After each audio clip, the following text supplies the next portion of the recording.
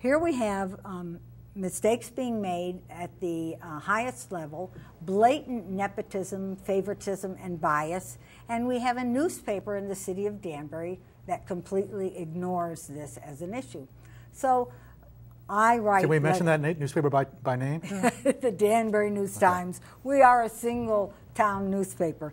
So I was upset about that, and on June 1st, I wrote a letter to the editor, and I submitted it for publication. And it talked about the Firefighter lawsuit, pointing out a couple of things. First of all, the cost to taxpayers of $450,000. I think, I'm glad they settled. I think these individuals were harmed by this process. I don't think it was fair. They should have been hired. So, you know, I support that. But it also cost us $180,000 to defend that lawsuit. In fact, I brought the bills, James. These were the bills that were presented to the city of Danbury to defend against this lawsuit. And I think that the agreement to settle was reached in early March because we have a bill here for $334.32 for a very nice continental breakfast at Matrix, which is the old Union Carbide Center. So in addition to the cost, the $450,000, and the legal fees, the $180,000 that we had to pay to defend it, taxpayers weren't aware of this, and they weren't aware of it because there was no diligence on the part of the News-Times to report this. And I wrote the letter, I submitted it, and they had a terrible problem with my language. And I thought... Your language? I thought I hadn't been profane, and I found out that the two words that they objected to, I hope I can say them on television, less qualified. I called two individuals less qualified, and they had a very big problem. How did you decide that they were less qualified? And it was like I almost had to explain what a competitive exam was. So we have a settlement. We have a newspaper that hasn't reported on any of the details, that refuses to print a letter to the editor showing a different or a minority viewpoint. Now, red flags should go off for everyone, and it's one of the reasons I brought this book. It was given to me by a good friend. It's called The End of America by Naomi Wolf. And can we get a close-up, Kristen? And people just take for granted that we live in a democracy, that we have a constitution that's very difficult to change, and we have a Bill of Rights, and we have laws. We even have a city charter. None of us are protected by any of that if we don't have a free and independent media that is willing to let people express opposing viewpoints, let people express their own truths as they see them, and that is probably the greatest danger that we are facing now. I think a result of that, when you have a paper that is not independent and is not free, is that you'll see a rise and increase in corruption, because the less information there is about what's going on, the more likely it is that something bad will be going on. And I almost think that I could join the Tea Party on this issue.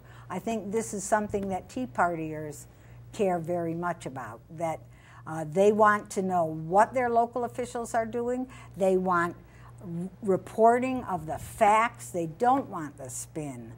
They don't want the gray matter. They want to know what's going on. So Danbury residents don't know about this.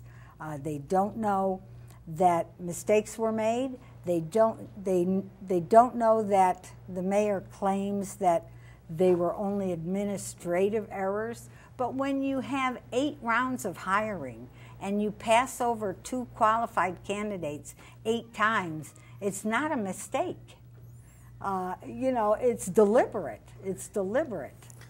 Let's get back to the News-Times issue for a minute. Now, it's funny to, almost hesitant to criticize the paper because it's almost like a sacred thing, because newspapers, physical newspapers, are under such attack and assault financially. I feel almost grateful that the News-Times is available to buy, so it makes me less prone to criticize it. And you know, in lore and reading, you always hear about newspapers being connected with politics and politicians throughout American history. Exactly. But we usually talk about secrecy on a national level, but you see some of these things now happening on a local level. We have the secrecy right here in Danbury. We don't have good coverage. And I called the editor of the News-Times, Art Cummings. He didn't return my call. I asked if I could meet with him. He had asked someone else on the paper to call me to ask where I got my information. For instance, how did I know that Mike Finn was Mike Finn's son? You know, it was in the complaint. It was in the papers that were filed in court. How did I know that Chief Kern's daughter was engaged to one of the candidates that they appointed out of order? It was in the court papers. Why didn't the News-Times know that? But Mr. Cummings wouldn't meet with me, and he didn't know how you could find out facts about this lawsuit.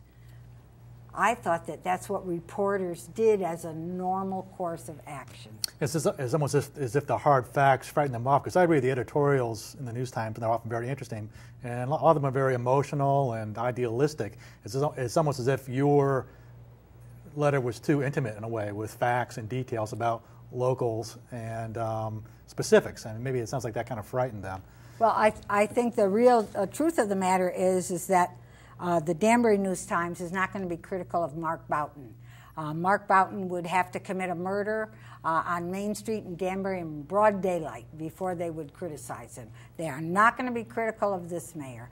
And I think that they're doing it because he's running for lieutenant governor, and wouldn't it be terrible if his hometown paper threw up some dirt about his making a mistake over and over and over and over again in this civil service competitive appointment process. Now, Lynn, I mean, in addition to your professional achievements and achievements in politics, you've been a long-time Danbury resident. I mean, you know Danbury almost as well as anyone. I was born here.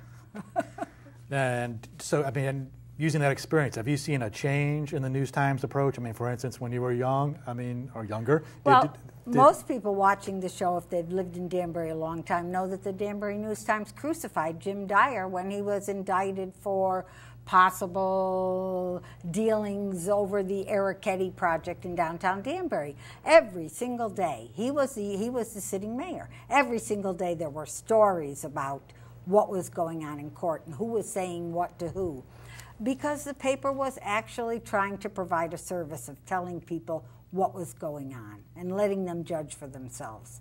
We don't see that happen now. And this was just back in the 80s, and you're saying they were very aggressive. That's right. Now we get half-truths, we get no truths, we get no information. How can people in a community make choices, make decisions with no information?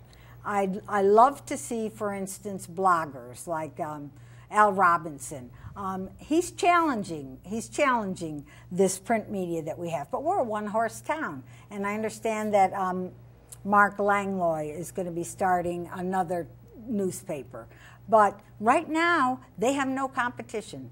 They have no competition, and they have no incentive to scrutinize what is going on. Now, what is it about, what do you think it is about the Boughton administration that might have caused this change with the News-Times? You mentioned the fact that Mayor Boughton might be running state office, but it seems like these things started before that. I mean, what do you think?